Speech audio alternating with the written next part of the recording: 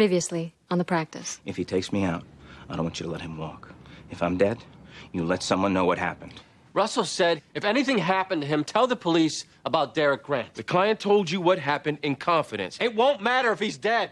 There's a man named Derek Grant. We're asking you to question the guy. Derek Grant was shot to death 2 nights ago on the corner of 128 and Linden. You ordered me to tell the police. If I was dead! I thought you were dead. Russell Hampton, you're under arrest for the murder of Derek Grant. You have the right to remain silent. When this started, all they had was a dime bag of crack. They couldn't charge you with murder if you didn't keep killing people. You gave me up.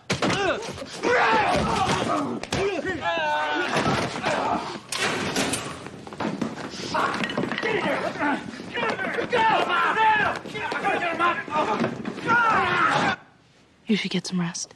I'm fine. You guys don't need to worry.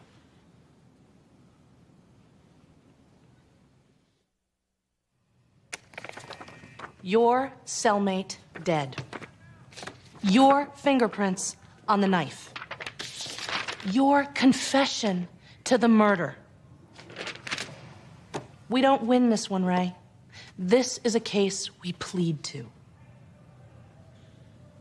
Go over it again. This is getting really boring. Not to me. I love court days. Beats watching TV. Food's better than state prison. I could hit on you. Guard. No, don't call the guards. I know about the guards. Don't screw around with me, Ray. I didn't tell you before because I was scared you wouldn't believe me.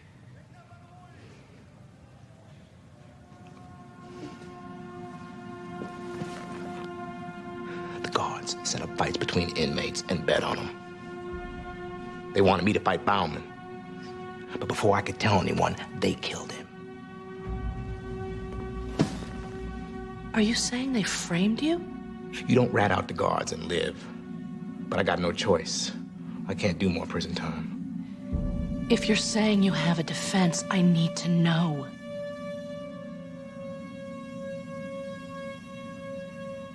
Is this true?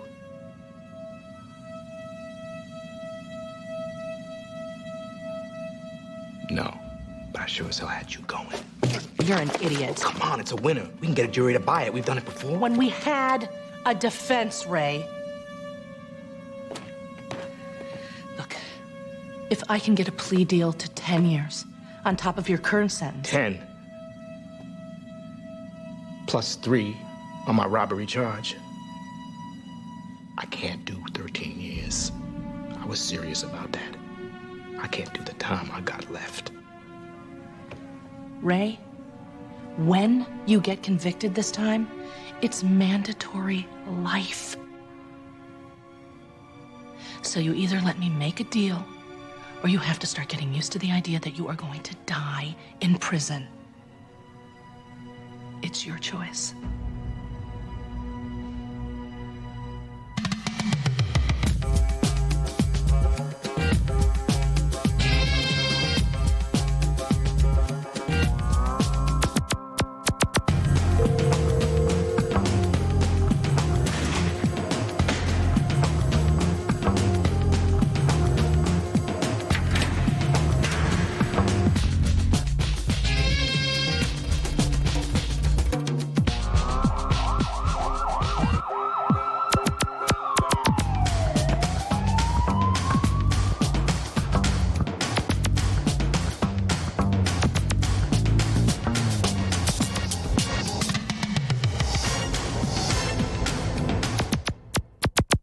There's nothing you can challenge? His confession was voluntary and vividly incriminating. And you can forget self-defense. He admitted the victim was asleep when he stabbed him. Why did he do it?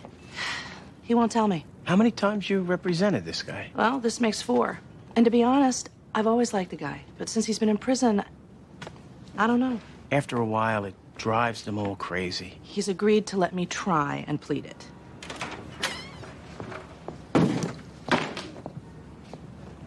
Good morning.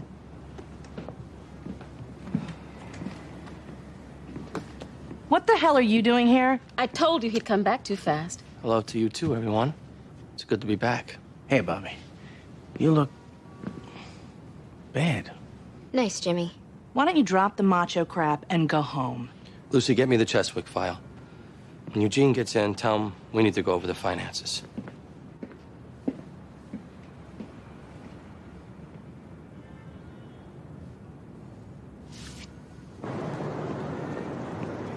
No deal. My case is way too strong. Can't you just once be reasonable? If he pleads, he will serve 13 years before he's even considered for parole. He committed cold-blooded murder. He ought to stay in prison for life. Plus, it's only a one-day trial. Eleanor, don't beg this guy. You got a real stick up your ass. Shut up, Ray. You know why I bet you suck? Because people hate arrogant. Now me, juries love me. That last jury loved you. I pled to the robbery charge. I had no choice. They had me on videotape. I've never been convicted by a jury. We can beat this chump. No, we can't.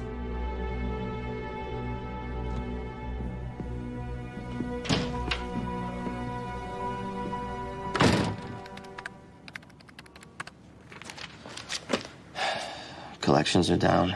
Welcome to the recession. Clients are hurting. Some firms in town are taking 50 cents on the dollar. I can't afford to be out anymore. Anybody out there need my help?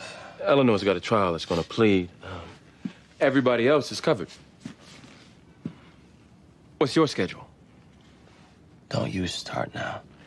For now, you shouldn't be taking any criminal cases, Bobby. Excuse me? Before you go back into a cell with another client, we think it would be best for you to get your legs back. We think? Bobby, Wait a second. You and Lindsay got together and decided how I should practice law? No. The whole firm decided this. Well, do me a favor. Next time my firm plans on discussing my career, let me know.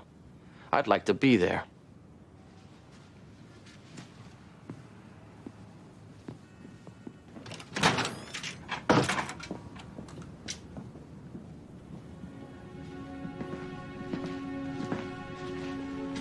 Give him time. he won't give himself time. He won't even talk about what happened. Your husband's not real big on sharing his feelings.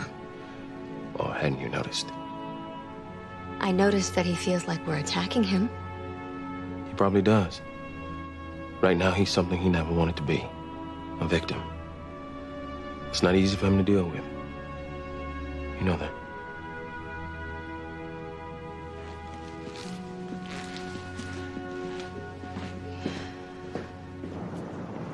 When I defended him before, he listened to me. Now he won't take my advice or help me develop a usable defense.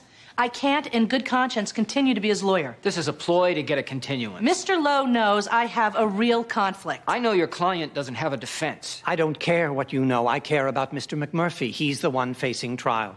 Sir, are you and Miss Frutt having problems? Thank you for asking, Your Honor. Sorry. I get nervous. That's all right, son. Take your time. It's just that she wants me to plead guilty, and I want my day in court. Are you pressuring him to plead? Frankly, yes. As his lawyer, I have a duty to stop him from pursuing a trial he can't win. But that's his choice, not yours. If he wants a trial, he gets a trial. Not with me as his lawyer. We have a conflict. Let him get new counsel. We're ready, today. Bringing in a new lawyer will delay the case for months, maybe a year. No. I don't want to go back upstate right now. I want a trial today. I'll be my own lawyer. I'll defend myself. That is a bad idea. That's also a ploy. After he's convicted, he'll appeal and say that we violated his right to counsel. I'll waive that appeal. And later say that the waiver was unknowing. No. I can have Miss Frutt advise me. Then I'll waive it, which means it will be knowing. Sir, I advise you not to represent yourself if you choose. But I have a right to, don't I? I choose to exercise that right. May I have 1 second, Your Honor? What are you doing? I want to go to trial now, with or without you. Ray, you may be nuts, but you are not crazy. Which means my wish should be respected. You will be convicted. Eleanor, no, I won't.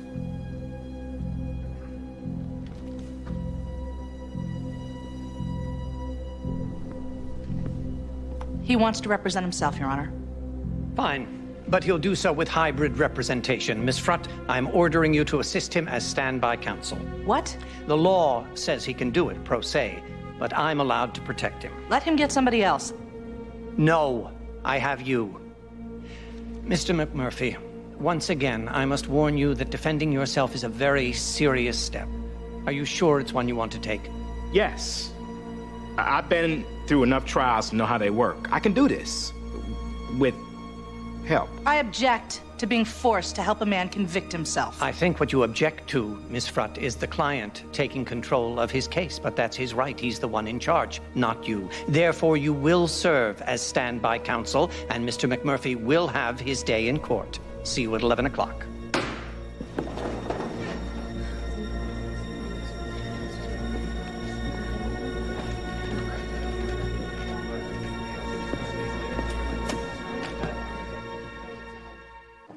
So he's defending himself?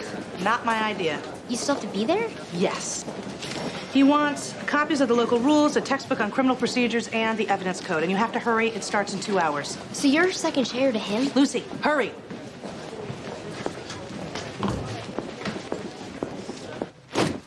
If you don't wear it, you will look guilty. Eleanor, they're gonna know I'm in prison when they hear where I killed him. Me wearing that'll just look phony. Now, can we talk about the trial? Go ahead. You're in charge. That judge seems like a liberal.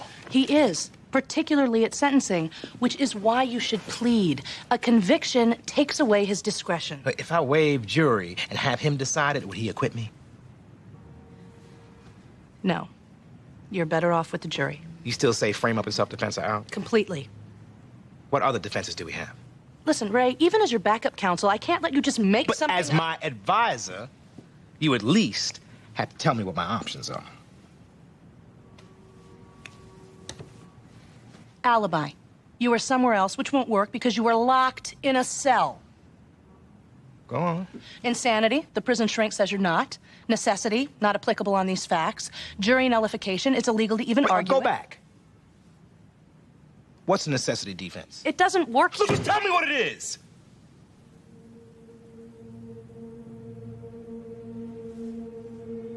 You killed him because somebody forced you to. That's my defense. No, it's not, Ray. Nobody forced you. Eleanor, you know how you survive in prison? You grab opportunities. Now, get me some cases on necessity.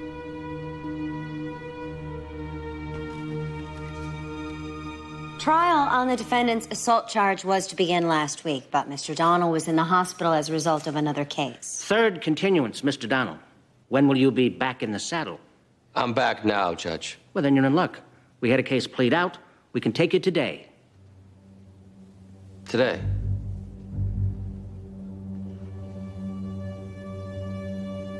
Can I have a moment with my client? Sure.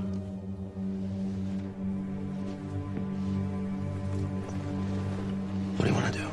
Get it over with.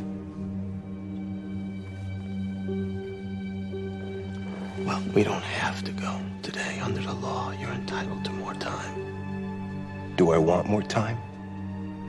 It never hurts. It gives us a chance to keep investigating your defense. Judge Borns, may I be heard?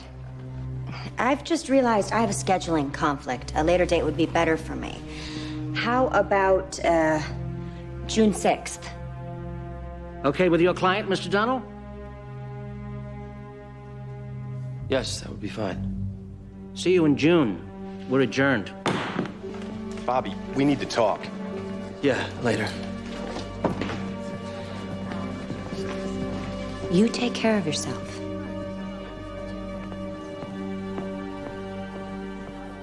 Ladies and gentlemen of the jury, Mr. McMurphy will be acting pro se. That is, as his own attorney. The law requires him to comply with all evidentiary and court rules. Miss Frutt will be assisting him as standby counsel. Now, certainly, Mr. McMurphy has little or no experience in trying cases. You are to draw no inferences or conclusions as to the merits of the case based on his performance as a litigator.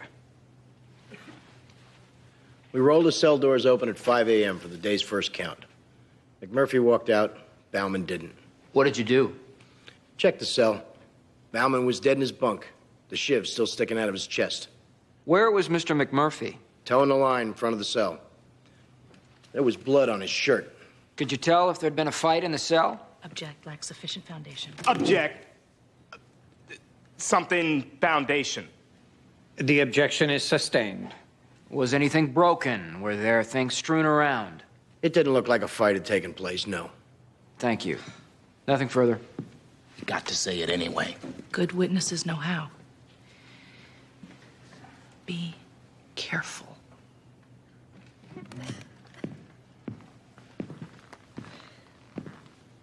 Saunders. McMurphy? First thing you did, you took me to the deputy warden's office. And I told you I had to kill him. Objection, lacks foundation. Mr. McMurphy is not the witness here. Sustained. The jury will disregard. You hate my guts, right? I hate killers. Objection! Sit down, Miss Frutt. You hated me because I wouldn't kiss your ass. You're a killer and a liar. That's enough. The jury will disregard. I have nothing else to ask this man.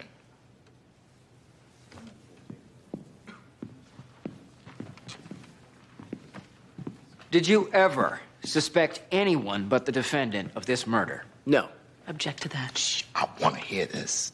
Why didn't you suspect anyone else? It's a two-man cell. They were locked in overnight. Plus, McMurphy hated Bauman. Everyone knew it. That's a lie. Your Honor! Sit down. Other people hated Bauman. Mr. McMurphy hated him the most. I don't know why. I just know he did.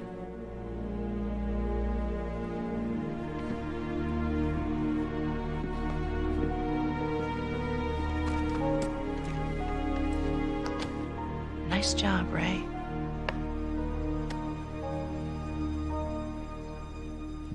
You know, if you're sitting next to me, you gotta look like you're supporting me. I am trying to. No, you're arguing, and the jury sees it. I am telling you when to object, Ray. I am trying to help. So, how'd that go? Terrible. In addition to time and opportunity, he testified that you didn't like the victim. You did establish that the witness hates you. So in your closing, you'll want to remember that and argue the bias. Now, for the warden who is up next, here's a quick lesson in hearsay. I know what hearsay is. Well, make sure you object. You probably won't shut it down, but you need to preserve the objection for appeal. Because his testimony is going to kill you.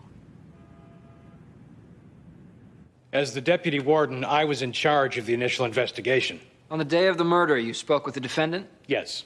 And what, if anything, did he say? Objection. Hearsay. It's admissible hearsay as a declaration against interests, an admission by a party opponent. Overruled. He said he stabbed Bauman a couple of hours after lights out. Recognize this? Yes, it's the murder weapon. It's a toothbrush, filed down. Very common. You checked it for prints? Yes, Mr. McMurphy said we'd find his on it. And we did. Did he say why he did it? No. Did he say what, if anything, Mr. Bauman was doing at the time he stabbed him? He said Bauman was sleeping. Thank you.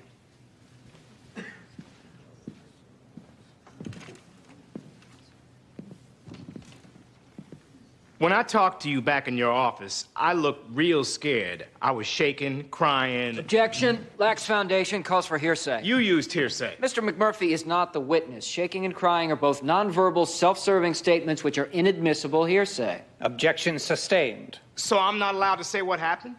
You're not the witness here, sir. The objection is sustained.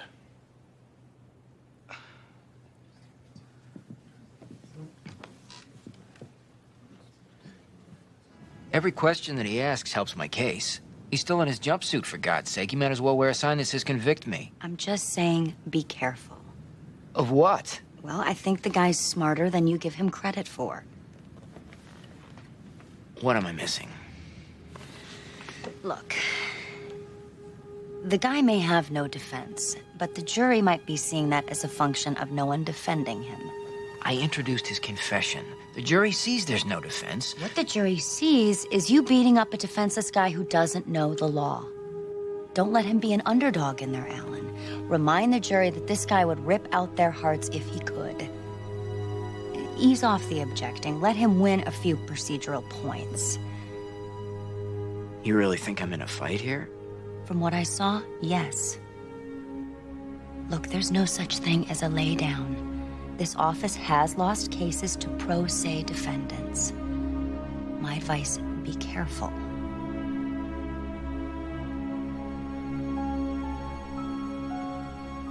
Are you going to testify? I haven't decided yet. Well, if you don't testify, how do you intend to prove that you acted out of necessity?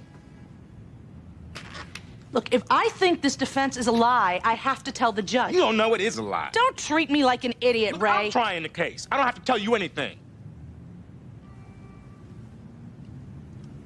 You want to be helpful? Get me this guy. He's being sentenced downstairs. We know each other. He'll testify for me. Why are you doing this? Trial prep's real important. You know what I mean. You used to trust me, Ray. When I said plead, you did. We only fought the ones that we could win.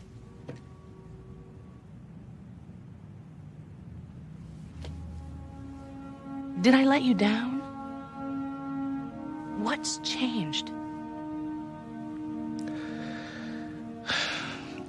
It's not you. More time in prison would be a death sentence for me. Then why did you kill him? If I told you I killed him over cigarettes because he stole my last damn pack, you wouldn't believe me. Guys in prison get killed over less. Guys get killed for looking at somebody wrong. I can't take it anymore. The longer this trial lasts, the less time I got to be in prison, even if it's just for a day. That's enough. You killed him over cigarettes. I said, if.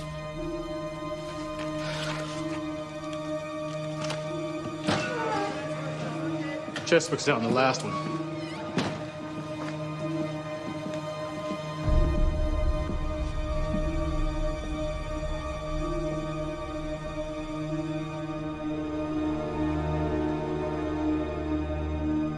Are you all right? Just tell him I got paged. I gotta... I'll check with him later.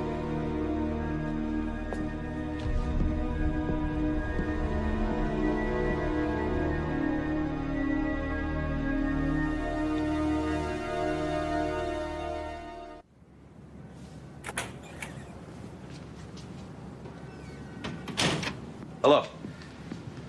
Is Bobby Donnellan? You are? Leonard Wellish. I'm with the state's outreach program. We're funded by the state legislature. We help crime victims. Well, victim is not a word he likes to hear. Anyway, he's already given his statement to the DA. I'm not a lawyer, ma'am. I'm here just to make sure that he's okay. This is your defense? He's telling you what happened. I hated Bauman. Bauman screwed me on a drug deal. I told McMurphy, kill Bauman, or I'd kill McMurphy. Is any of that true? You calling me a liar? Yes. As a matter of fact, I am calling you a liar. Eleanor, you got another way to tell my story? You don't have a story.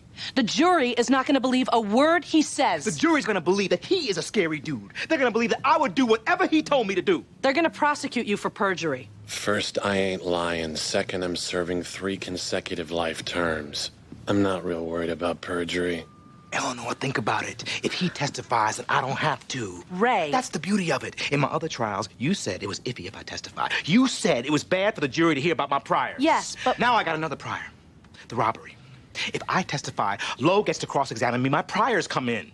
I can't let you obstruct justice. You said juries convict guys based on priors. Right now, they don't even know what I'm in for. And Lowe can't tell them unless I testify. Having Harris tell my story is great. Admit it. It's not a question of strategy, Ray. The law says you can't do it. If it's not true!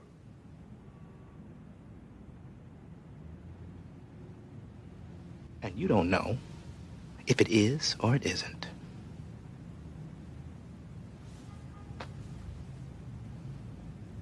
So, no pain, no loss of appetite? No, nothing. He's had trouble sleeping. I've been fine. I know this may not be easy for you. Talking it out can relieve stress. It can speed the closure process. It can help us heal. Oh, for God's sakes. Bobby, you agreed to talk to him, so just... You know what, ma'am?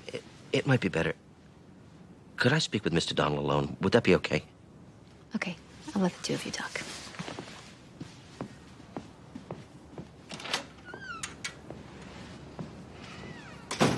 The people who love us most want to help, but their concern can overwhelm.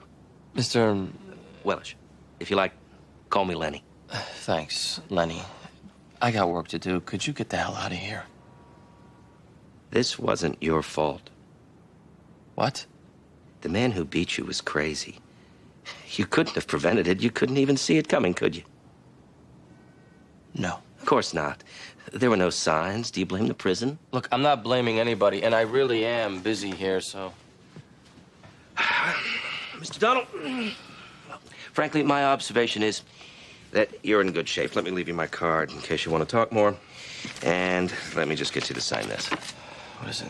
A part of the law says you need to read it. It says that you've been contacted by us and that you're okay. Wait a second. This releases the state from any lawsuits. Well, that's just one part of the form. That's why you're here? Not to check on me, but to cover the Commonwealth's ass?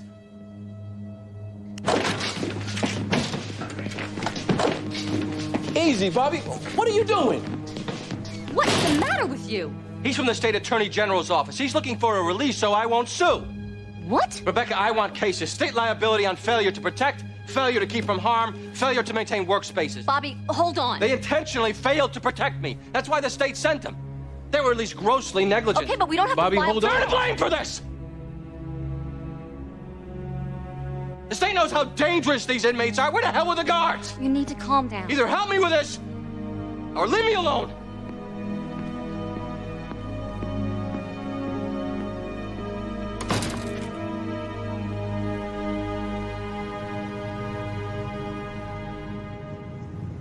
I knew Bauman on the outside. He was a dealer and a banger. He dealt in prison, too. I bought from him. One time he shorted me on a balloon of coke. That was him disrespecting me. He had to pay for that. Why didn't you kill him yourself? It ain't easy getting a guy who knows you're coming. He was a big boy. I got respect for size. I told you I didn't want to do it, right? I didn't give you no choice. It was you or him. One of you had to go. Either way, the word was out. You punk me, you die. Thank you. I don't have anything else.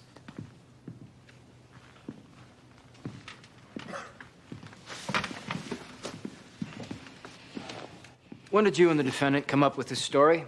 It's the truth. Was it yesterday when the two of you were bussed in from state prison for your court proceedings? I knew Bauman on the outside. He was a dealer and a banger. You've been convicted of rape, robbery, perjury, murder. 3 murders. And you're about to be sentenced in another courtroom for your 4th. I'm a bad man. You're a convicted liar, sentenced to life with no chance of parole. Okay. So when the defendant asked you to lie for him, you had nothing to lose. Another conviction for perjury or murder. Doesn't matter. Object. Argumentative. He's okay. What are you talking about? You lie for him, there's no downside. There's an upside. What's that? He owes you. He's an ally. That's key in prison, especially for a guy with as many enemies as you've got. I got no idea what you mean. I moved to strike his whole testimony as blatantly unreliable. That's a jury call. Then I moved to preclude the jury from being instructed on the necessity defense. Miss Frutt, your response? My response? I thought I Stand by, counsel may argue outside the presence of the jury. I am ordering you to do so now.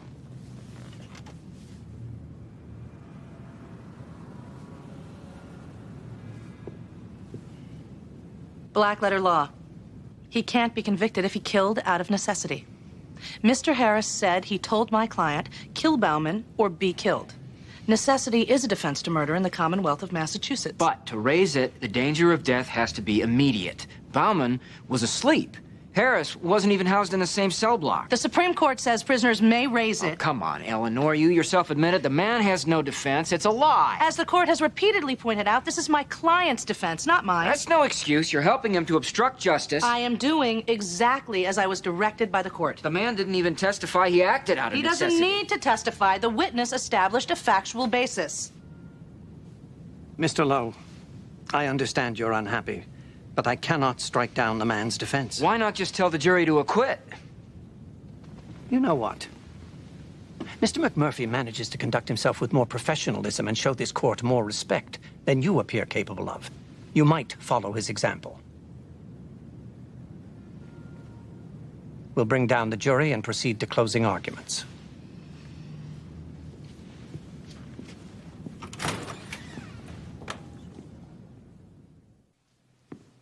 Two men were locked in an 8 by 10-foot cell. The defendant waited for the victim to fall asleep. Then he stood up and stabbed the sleeping man over and over and over again until he died. His prints were on the weapon. He confessed to the crime. The defense story, the one that he cooked up with his friend, is a lie. If it were true, why didn't he tell the deputy warden about it on the day he confessed? He never said anything at that time about his life being threatened. The defendant is suddenly hatching this necessity defense because he has nothing else. He's desperate. Blood, prints, motive, confession. He's desperate. Being in court and having you people listen to me has been one of the best things in my life. That sounds weird, right? I'm on trial for murder. But in my life, nobody ever listened to me. I'm not smart like Mr. Lowe. I wasn't good at school. I made a lot of stupid decisions, and I paid for every one of them. Being in prison is the worst thing in the world. Unless you've been there, you don't know. You lock men up, they become animals. I've seen guys do things to each other, kill each other for nothing. When Harris told me, kill Bauman or be killed, I knew it was real. I could see myself lying in the shower or in the exercise yard, blood coming out of me. I knew it was me or Bauman. Why didn't I tell all this to the warden before? Because I was still in prison, and I still could have been killed. I am sorry for killing Mr. Bauman. I had to do it. I had no choice. If I hadn't killed Mr. Bauman, that man, Harris, would have killed me. Mr. Lowe calls me desperate. I am. Desperate now, like I was desperate then.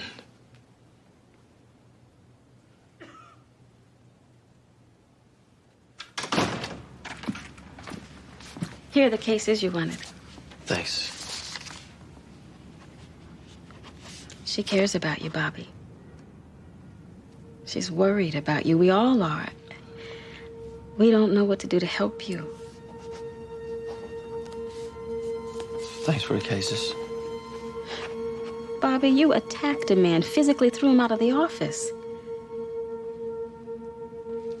You're always there to help everybody in the firm. But for you, Bobby, you're selfish.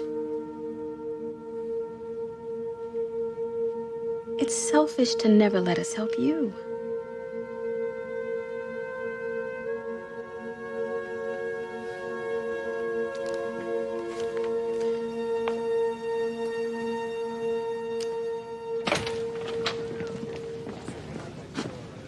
Now you're wearing it. Trial's over. Nothing left but the verdict, so I figured why not? What'd you do to your hair? I gave myself a little trim. Figured if I'm gonna look good, I should look good. How'd you get the haircut? Judge's chambers. Scissors. Old habit. You see a potential weapon, you just grab it.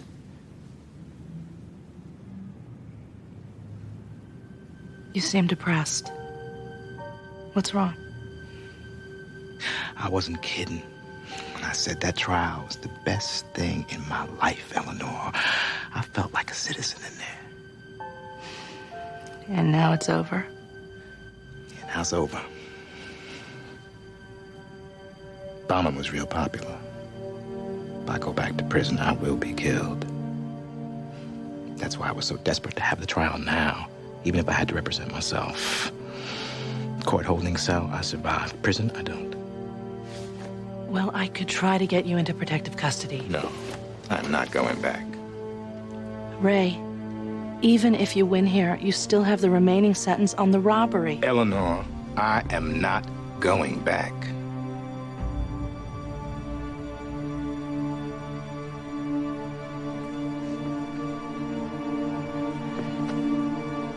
Where's the guard?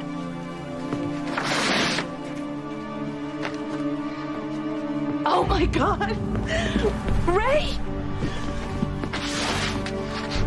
Judge Mance should be careful about his scissors. Eleanor, I have the guard's gun. If you make a noise, I will have to kill you. You will never get out of here. Court security faces the entrances, not the exits. They don't check guys as they're leaving. Especially not guys looking like this.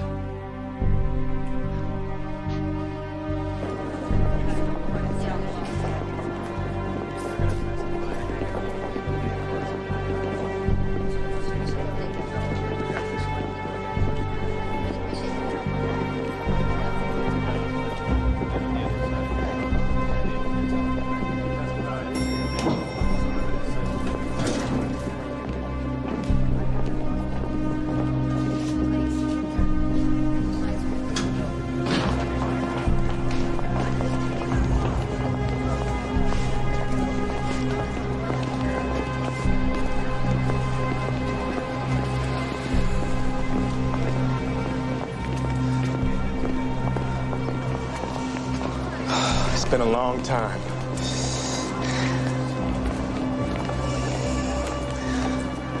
Thanks for walking me out, Eleanor. Not that you had a choice.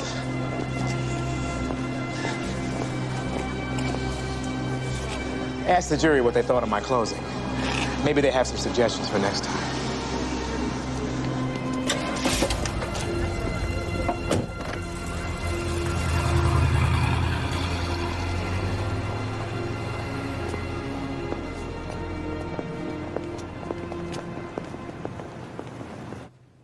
What?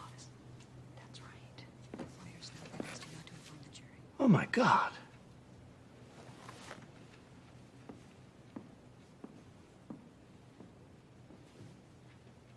Despite the absence of the defendant, the law requires taking the verdict in open court. Mr. Foreman, to the charge of murder in the first degree, how say you? Your Honor, we find a defendant, Raymond McMurphy, not guilty. To the charge of murder in the second degree, we find a defendant, Raymond McMurphy, not guilty.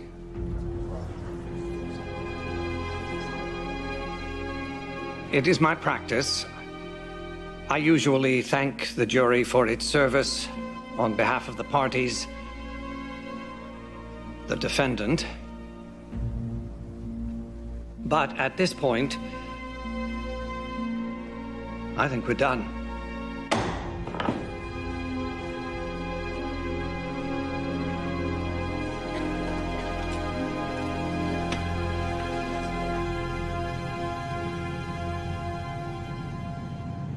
Considered armed, extremely dangerous, and obviously resourceful. Meanwhile, questions remain as to how a prisoner could so easily escape detection, especially since security has recently been heightened. Incredible. The man actually walked out. Listen, if you want, I'll help you draft that complaint for the lawsuit. Thanks. I did some research, and the law's not bad for us. And a lawsuit could make them provide more protection for other lawyers. I mean, nobody should... There isn't going to be any lawsuit. Not now, anyway. Oh. We can always file one later. Or not. Statute of limitations doesn't run for a year. Okay.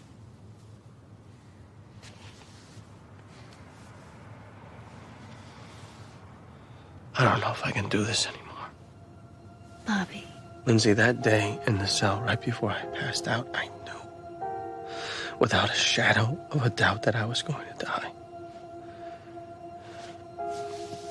And I would never see our son again. That I would never see you again.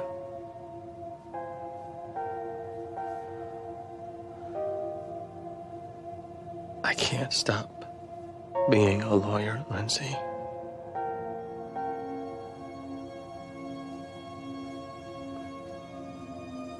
But I'm scared. And I don't know what to do about that.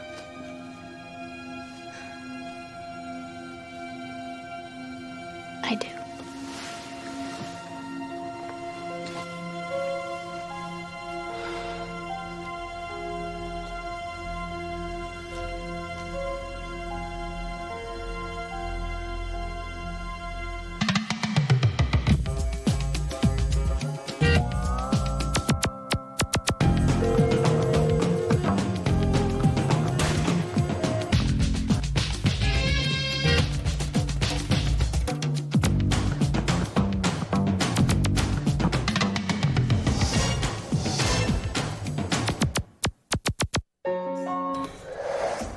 You stinker!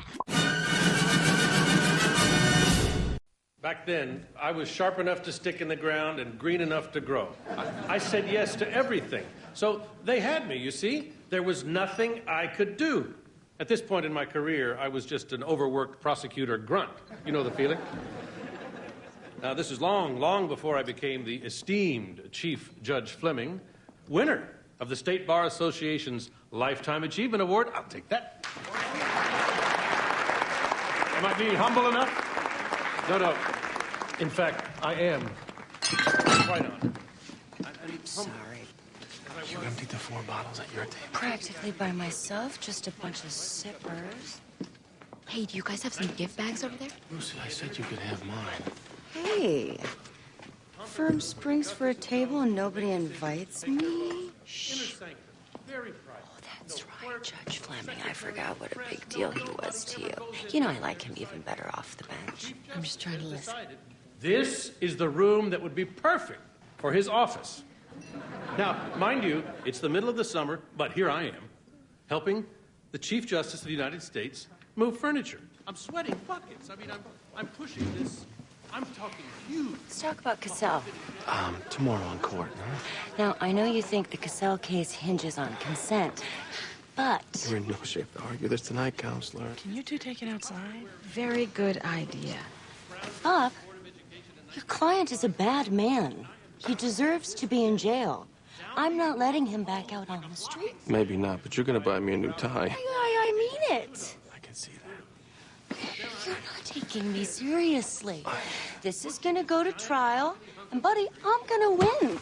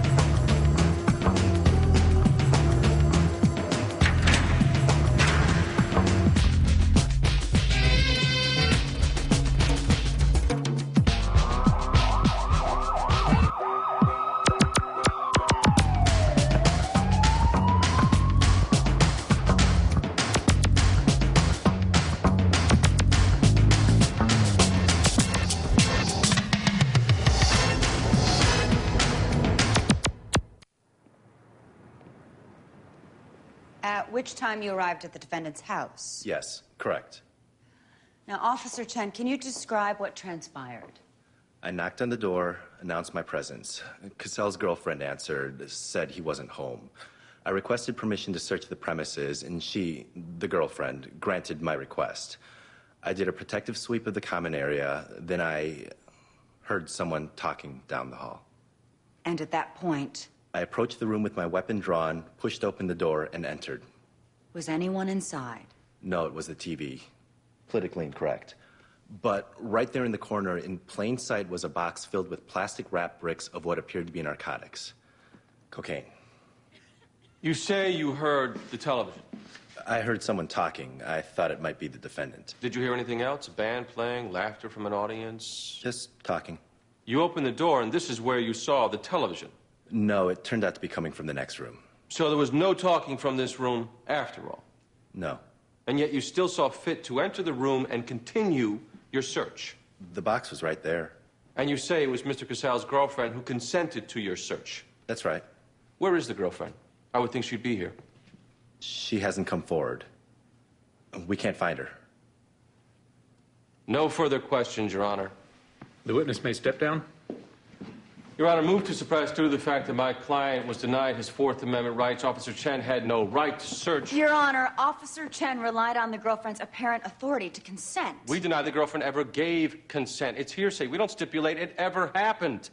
Furthermore, Officer Chen's account of discovering the drugs is riddled with contradictions. Not true, Your Honor. Officer Chen testified he heard talking. He heard the television, and not even from the room in question.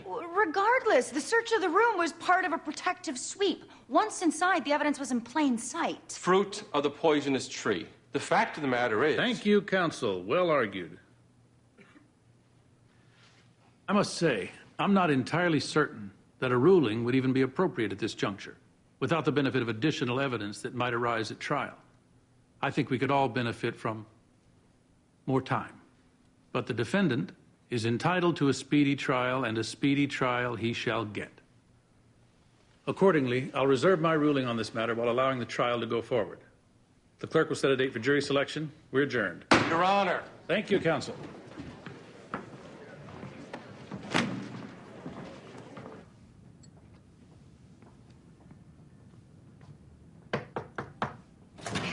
Yeah. Helen Gamble. Yes. Greg Mitchell, U.S. Attorney's Office. You guys recruiting door to door these days? It's my understanding Judge Fleming left the ball in the air this morning. You never know with these suppression issues. Since when does the U.S. Attorney's Office take an interest in a state possession case? Actually, I can think of a couple dozen federal cases we'd like to pawn off on you. What's this about? Ms. Gamble. How well do you know Judge Fleming? I've appeared before him a number of times. When he was a DA, we all sat in on his trials. In fact, I was at a dinner last night honoring... We have reason to believe Judge Fleming has been accepting bribes. Come on. Now, in this case that you're handling, he might eventually admit the evidence to compensate for his recent spate of suppressions and acquittals, and to check any attention he might have already drawn to himself. And he may admit the evidence because I established a valid reason for him to do so. Well, with all due respect, we don't think so. By reserving his ruling, he is sending a message that he is open for a bribe. This has been his MO in over a dozen cases that we've reviewed. It never occurred to you that he may just prefer not to make impulsive decisions from the bench? We have a witness. We have a federal prisoner who's looking to reduce his sentence on a robbery conviction. Well, that's reliable. This prisoner says in a previous case, his lawyer paid Judge Fleming $5 grand for an acquittal. And we have evidence of similar payoffs. The Department of Justice has been looking at this case for over 8 months. Have you approached any of the attorneys in those cases, spoken with anyone upstairs? No, we're concerned with tipping off the judge. We prefer in these matters to handle this through a sting. We create a case, and then we assign an attorney who we think might be involved. Is that what this is? You want me to prosecute a fabricated case? Actually, Ms. Gamble, you already are.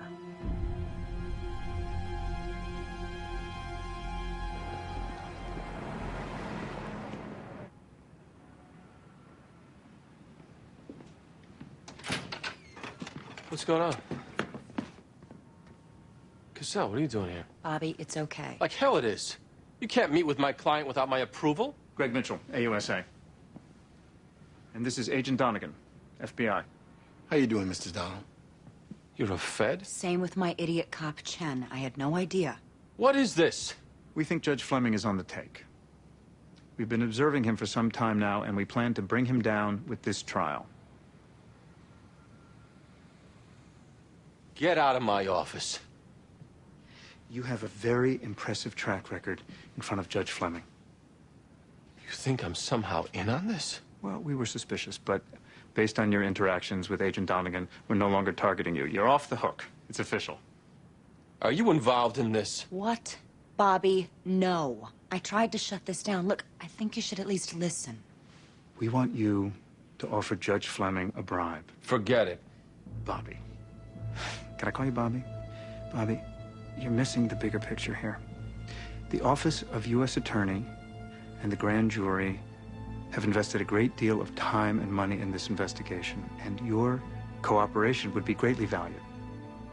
But your failure to cooperate, well, that would create a problem. And I think you can appreciate that we will do everything that we can to get you to cooperate. Are you threatening me? No, I'm stating a fact. And the fact is that you may well find yourself and this firm conflicted out of all superior court cases until this investigation is completed. And who knows how long that'll take without your cooperation. So, if you want to stay in business, you're going to do whatever we say.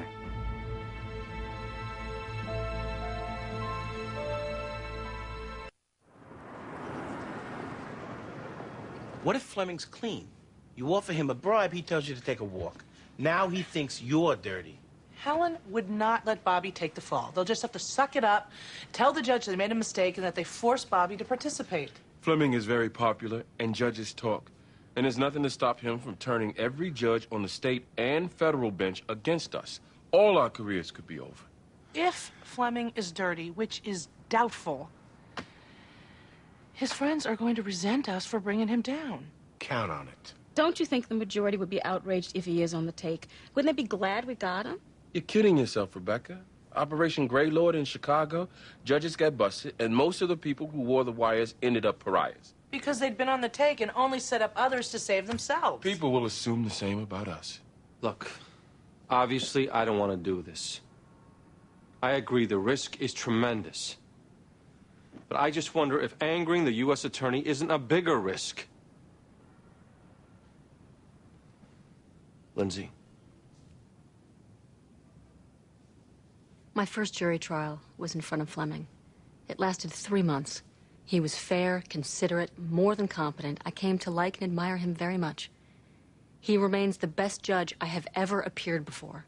He has his share of believers. I'm one of them, Lindsay. You can't do this. Don't let Mitchell use you like this, or use us. We're not doing anything wrong. I'm not so sure that matters. He better be guilty.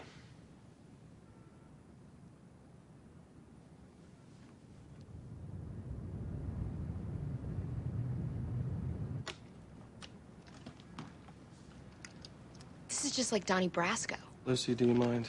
Actually, Brasco was FBI. How amazing was Johnny Depp? Johnny Depp is an actor. The real Donnie Brasco was amazing. You knew him? Can we get on with this? Fleming is going to need a signal that you want to deal. So the first thing that you do in court this morning is you waive the jury and you request a bench trial. I'll have to consult with my client. This is how most defense attorneys seem to be approaching the judge. It shows that you're willing to put your fate in his hands. Okay, say something. You're pissing me off. Perfect. Okay, you can button up. Keep this in your pocket. When you're ready to record, click it once, and you're rolling. How am I getting through security wearing this? You walk through the detector carrying your keys. We're going to have someone stationed there. And when the alarm goes off, you just do what you're told and you'll be fine.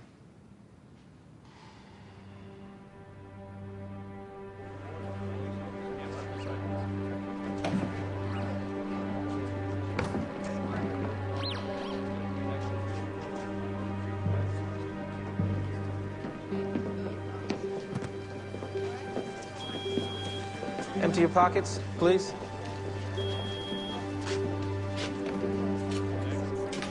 Step back through. Spread your arms. You take him over there. Oh, okay. Spread your arms, sir.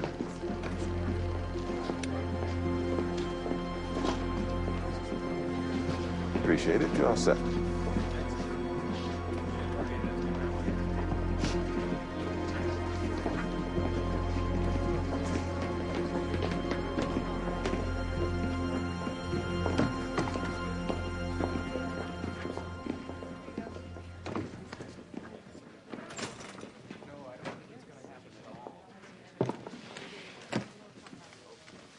done. All rise.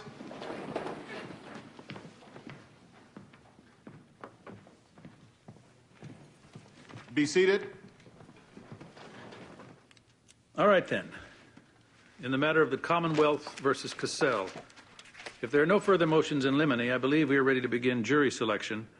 In regards to voir dire, counsel, as you may know, I typically... Your Honor, if I may.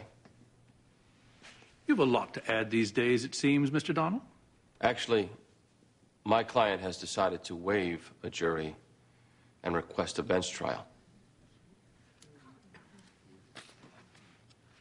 Mr. Cassell?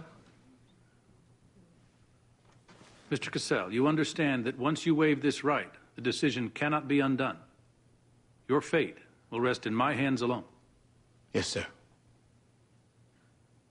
Ms. Gamble, the Commonwealth is equally entitled to try its case before a jury. Do you have any objection to Mr. Cassell's waiver request? No, Your Honor, we're amenable. Very well, then. We'll begin with opening statements after lunch. Until then, we're in recess.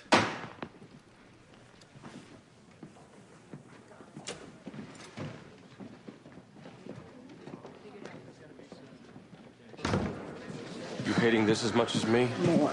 Not possible. Trust me. Can I? Trust you? I mean, I don't know who to believe anymore. Who are the good guys? Who are the bad? It was a lot easier when they all wore black and white hats. I mean, first we give Fleming a Lifetime Achievement Award. Now we're trying to crack him over the head with it. Oh, and by the way, sorry for pulling you onto the floor. Anytime.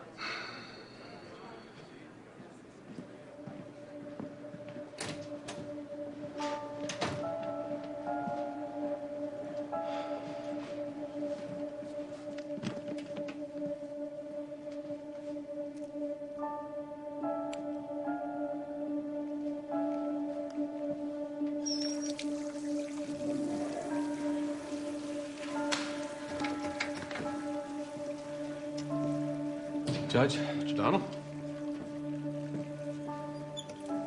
Did you enjoy your dinner the other night? Oh, very much so. Very much. Rumor has it that you're up for a circuit appointment. Well, I learned a long time ago not to put too much stock in rumors. You'd be wise to do the same. Of course, I'm not complaining. It's nice to know there are people out there taking the rumor seriously. I suppose it is. Judge, I've been weighing my options in the case before you, and well, to be candid, the DA's offered a deal, a somewhat reasonable deal, in my opinion. I don't know if it's the right. Mr. Donnell, are you asking me to handicap this case for you? Thinking out loud, Your Honor. Well, keep it to yourself next time. That way our pleasant chat won't seem more like a highly improper ex parte discussion. Judge, I had no intention. We're done.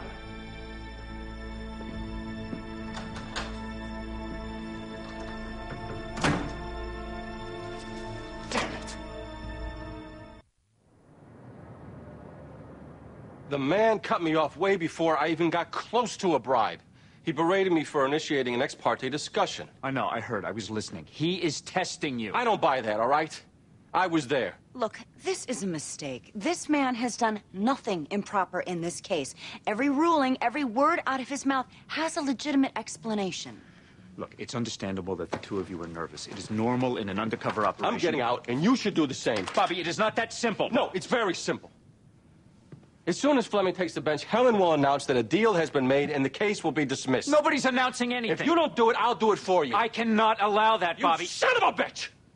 You come in here with complete disregard for what we do day in and day out, and all you're really aiming for is some high-profile case so you get the most ink in the press, get the most bang for your buck. That's right. Just so you can let everyone know you're a big shot doing your job and we can all sleep safe at night. Judge Fleming is the most important and influential jurist in your district.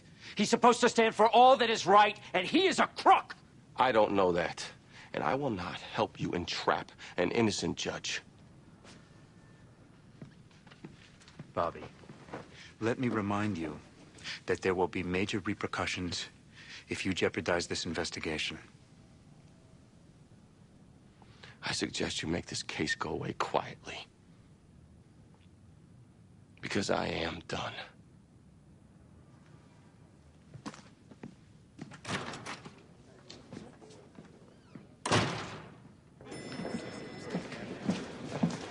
I'm Mr. Donald. Walter Cates. Judge Fleming's clerk.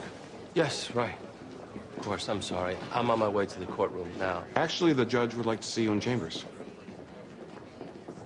You know, I need to check with my firm, and I don't want to delay our afternoon session. Would you ask the judge if he could see me at the end of the day? Judge Fleming would like to see you now. Of course.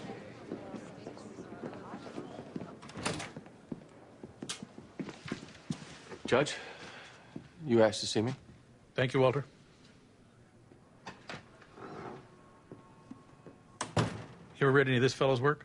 Can't say that I have.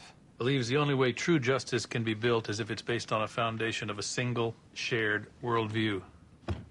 Pretty radical stuff. I got the book as a gift, so I suppose it doesn't much matter. I won't be finishing it.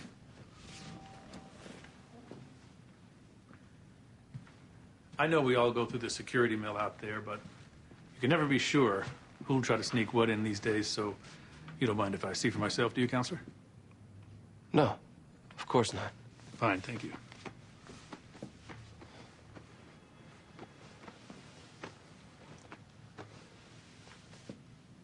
You'll learn to be careful too, Mr. Donald. You never know who's listening. In the courtroom, in the public restroom. Yes, sir. So, what was it you wanted? I'm not quite sure. Have a seat, Bobby. Relax. I've hung my judicial robes at the door. We're simply two men having a conversation. Earlier, you referred to a deal proffered by the assistant DA.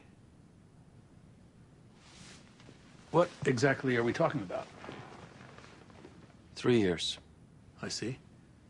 How does that sound to your client? He'd prefer less. Touche. Touche. Which brings you to me, is that right? You'd like to make a deal, too? If possible, Your Honor, yes. I would.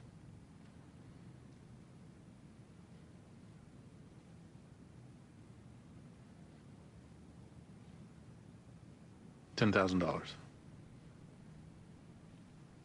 I'll need time to get the money together. Yes, well, I have no intention of sitting through an entire trial when I already know the result. If we're doing this, we do it today. You can have an hour.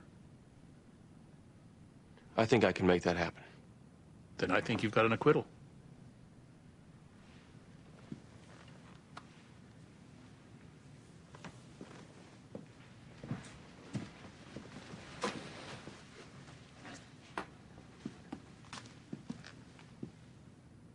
Bobby. You want this book? It's yours for the taking if you like. Thanks anyway.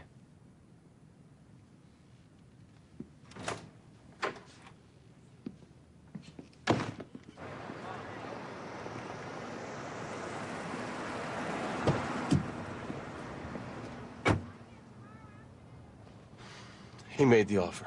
And you didn't have the wire? I'm lucky I didn't. He patted me down. Why couldn't you have stalled? I tried. He insisted I see him immediately. All right, never mind. So what happened? Was he specific? He wants 10 grand in an hour.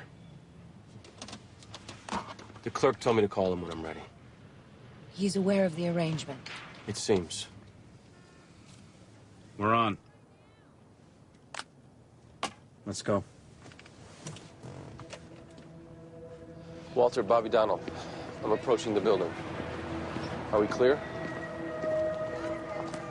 Globe? Good.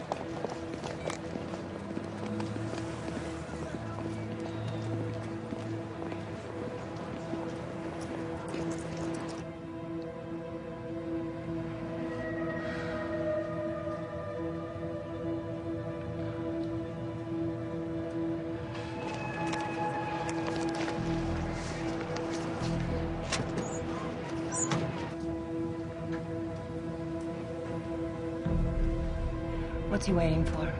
This guy's killing me. Come on already. There he goes, there he goes. I don't believe this. Get that old man out of there.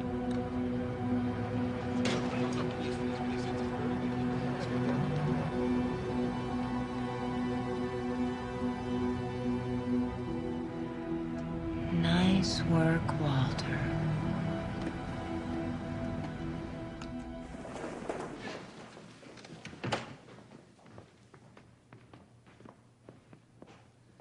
Be seated.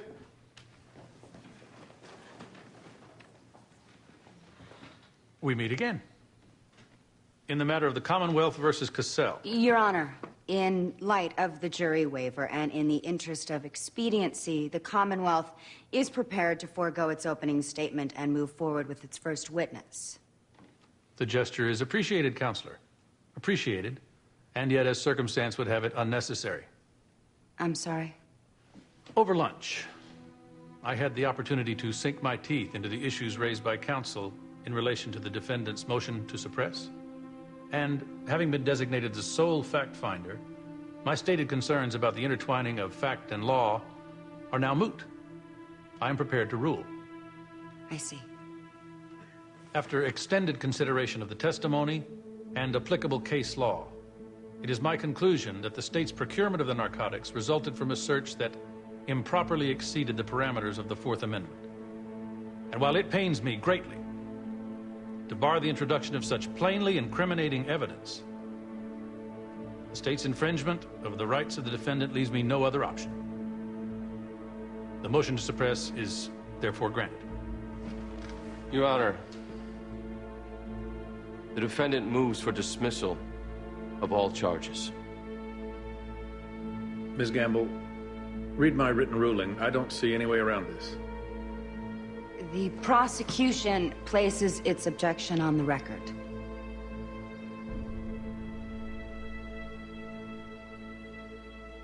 Very well, then. Noted.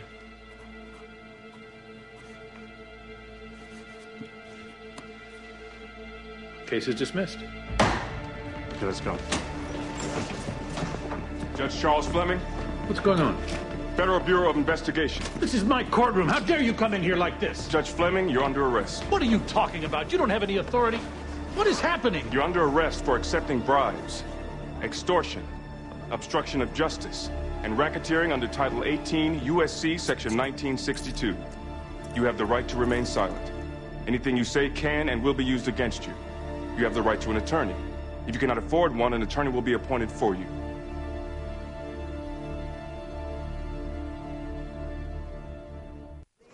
Please. Are you guilty of bribery charges, sir? Do we have a comment? Please, Judge. We have a comment, please. Please, a comment. How much money is involved here? How much money are we talking about in the alleged bribery? And with reference to the remaining counts, how does the defendant plead? My client pleads not guilty to each and every one of those charges as well, Your Honor. Very well. The court will schedule a preliminary hearing for 1 week from today. In the interim, we request that Judge Fleming be released on his own recognizance. The prosecution believes that the defendant poses a flight risk. Your Honor, Judge Fleming is a highly respected Furthermore, jurist. due to the nature of the allegations, there is also the very real potential for witness tampering. Your Honor... The government accordingly requests that the defendant be held without bail. Your Honor, I'll ignore the fact that pretrial detention is not meant to be a punishment. But proposing incarceration after arresting my client without even the flimsiest of evidence is unconscionable. While this arraignment is not the time to debate this case, I will remind defense counsel that we have a witness who will testify to the judge's solicitation, as well as a videotape of the money drop. Gentlemen, please. Let's bring this down a few notches, shall we? Mr. Anderson. Judge Fleming appears nowhere on this videotape, and there's no reason to believe he was involved in any alleged scheme in any way. Your Honor, as I said, these are issues to be raised at trial. This already shaky case, where there is no audio or video documentation of my client's involvement, is based on the highly questionable testimony of one man, Attorney Bobby Donald. I have to object. Bobby Donald, the prosecution's only witness, was charged with the passing of information from the DA's office that resulted in the deaths of 2 police officers. He He was also charged with the murder of a third man, William Hinks. Mr. Donald was cleared of any wrongdoing in both cases, Your Honor. Are we to believe anything that Mr. Donald says? In fact, I have it on authority that the very reason Mr. Donald was chosen to try to pull off this alleged sting operation in the first place... We are not here to talk... Mr. Mitchell, be grateful I am not exposing all of your so-called witnesses' well-documented exploits, both in and out of the courtroom. But, for reasons of this hearing, is Judge Fleming a flight risk? No. Does he present a danger to the community? Certainly not. Your Honor, all I ask is that you consider the merits of this case before denying his liberty. Mr. Donald is not the kind of person this great country's Department of Justice should be relying on in its search for truth. The people certainly deserve better than Bobby Donald. Defendant will surrender his passport to the clerk of the court. Bail is set at $25,000.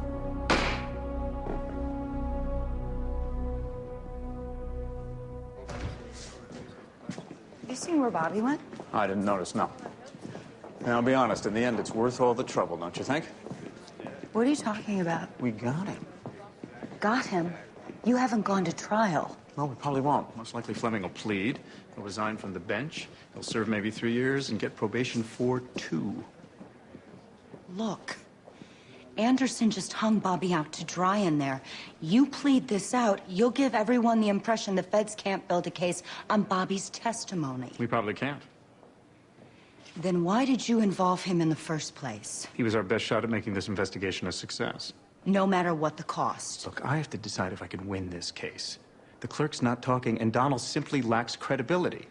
Now, we have limited resources, and I'm not about to spend them on some long, expensive trial just to see that Fleming winds up in jail. He's off the bench. He's gone. That's all that matters. Let me talk to Fleming. I'll be the good cop. He knows me. There's gotta be more there. Look, it's the least you can do after coming in here and making such a mess.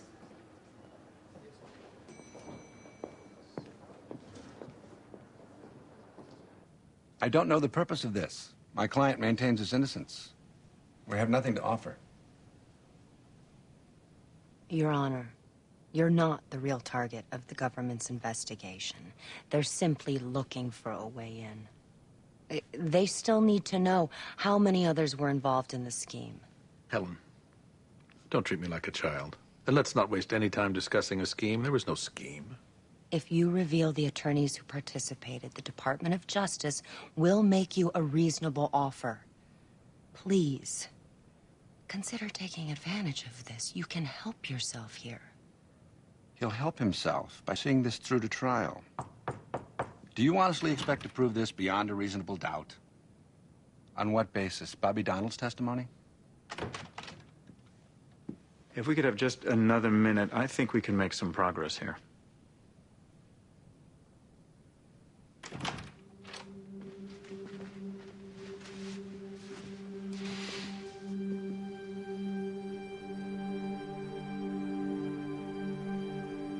Your Honor, I'm so sorry.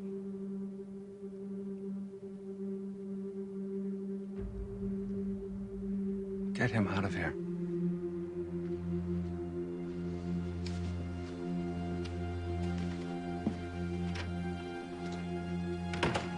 Sure.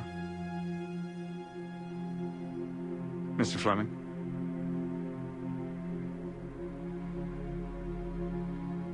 I need time to consult with my client.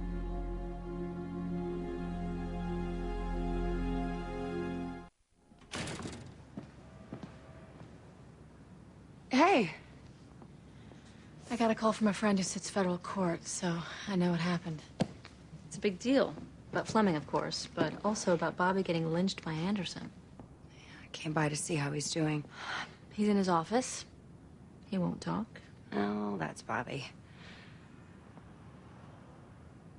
Yeah. That's Bobby. Now, I should have been at the arraignment, but I've been up to my neck with work, and Judge Fleming is someone I admired, so out of respect, Bobby didn't want me there. Did he say that? Oh, come on, Helen. Bobby can make his point perfectly clear without saying a word.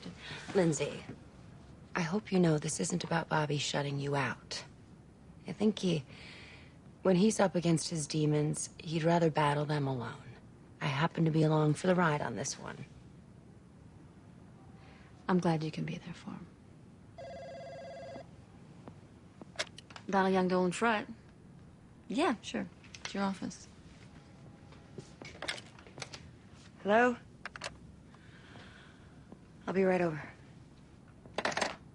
Judge Fleming and his attorneys are requesting a meeting. Looks like they're ready to make a deal.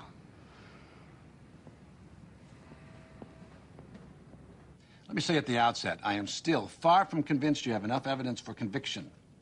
But to avoid the mud of a media-saturated trial, Judge Fleming may be willing to assist your investigation. Maybe? We're not rolling over here. Unless the deal is more than fair, the judge is prepared to go to trial.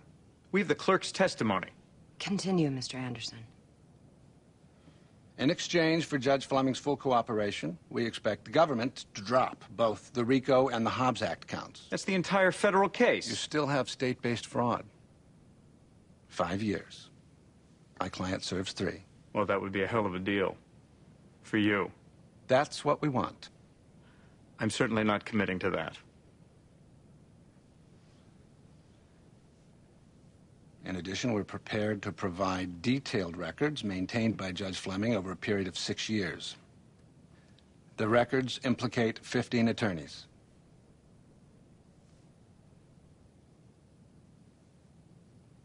I suspect we'll be able to work something out.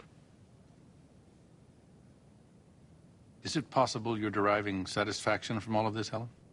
No, Your Honor, I am not. In all the times you've appeared before me, I think you know that I've been an even-handed, decent, if not humane, jurist. For nearly 30 years, my job, my charge, has been to make reasoned, dispassionate decisions.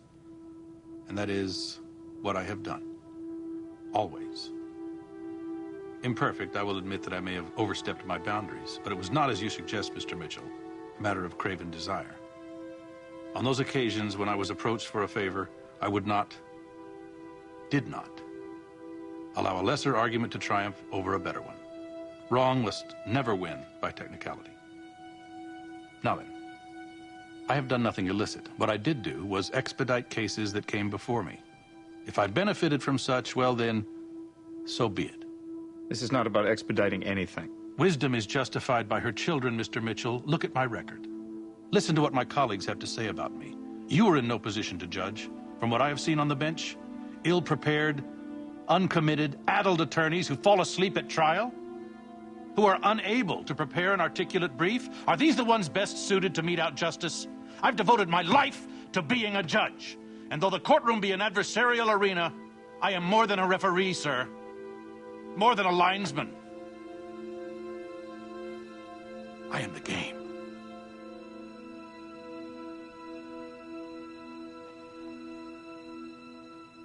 Well, at any rate, I suppose this gives you great bragging rights with the rest of the politicos in your office. Forgive me, Your Honor. You being here has nothing to do with me or Bobby Donnell. Only thing I have derived from my participation is a profound sadness. I watched and learned from you, sir.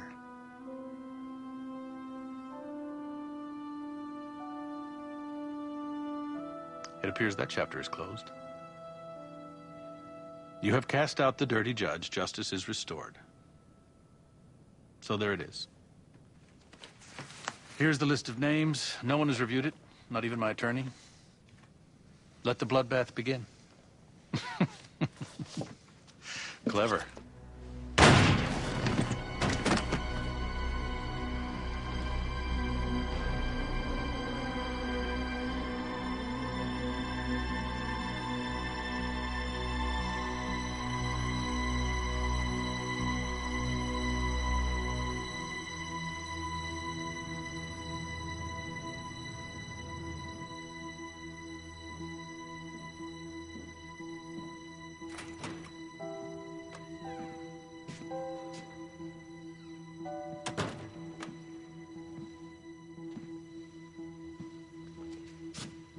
He was very...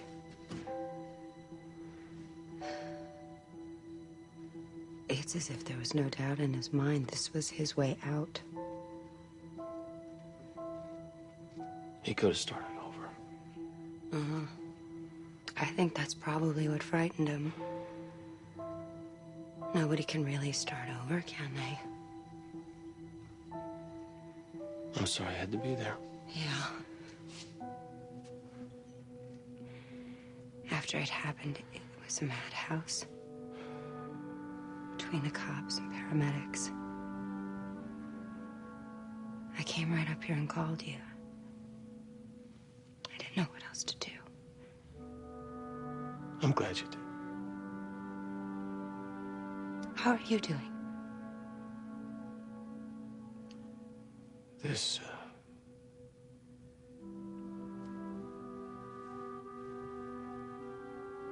today was a really lousy day. Yeah.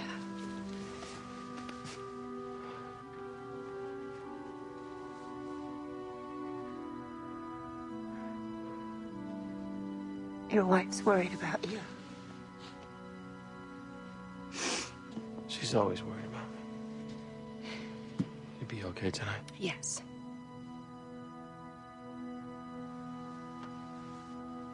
Bobby, in all the confusion before Mitchell took Fleming's file, I had a chance to look through it.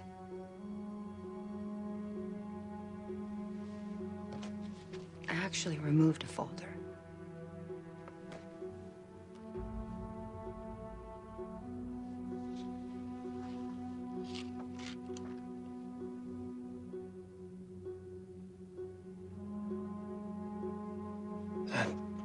That bastard.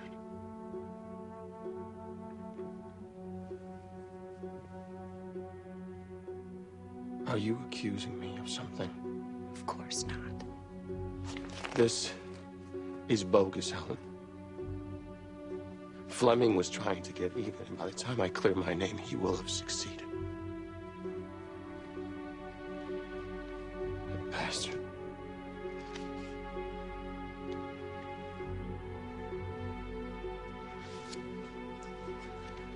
Thanks for warning me. Okay.